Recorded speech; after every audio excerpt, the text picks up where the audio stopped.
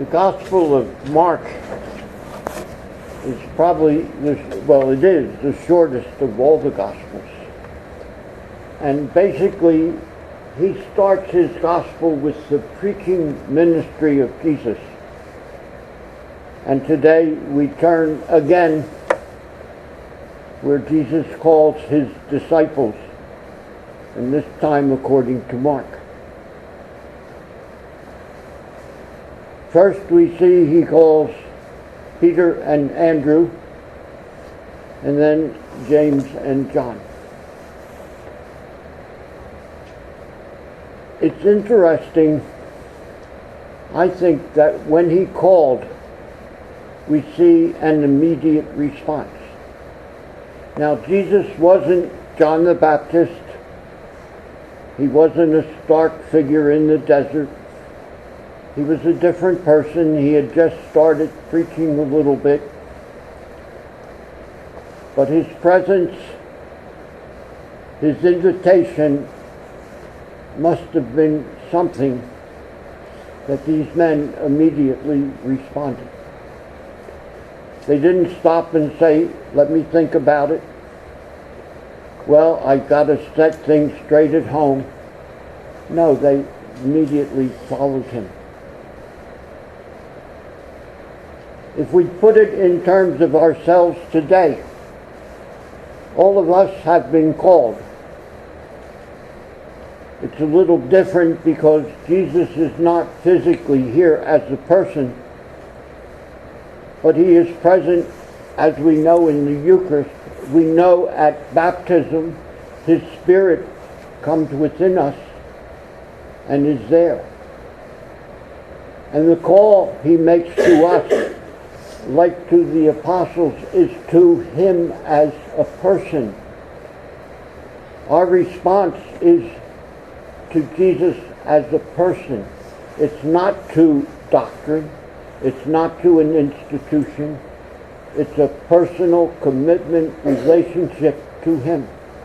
It's a relationship to share a common cup, to share the love that he gives us, to share that cup that shares a call not only to him but to each other, as we're bound by that same common cup, that same common call. I think sometimes we forget when Jesus calls us to do something, to do the right thing, to act when we see that something is amiss and our religion, our faith, our call by Jesus requires us to act, that we put ourselves in the way sometimes. We consider, what's it going to do to me? What are the consequences of doing this act, instead of being like the apostles and acting right away and answering that call. The book of Jonah,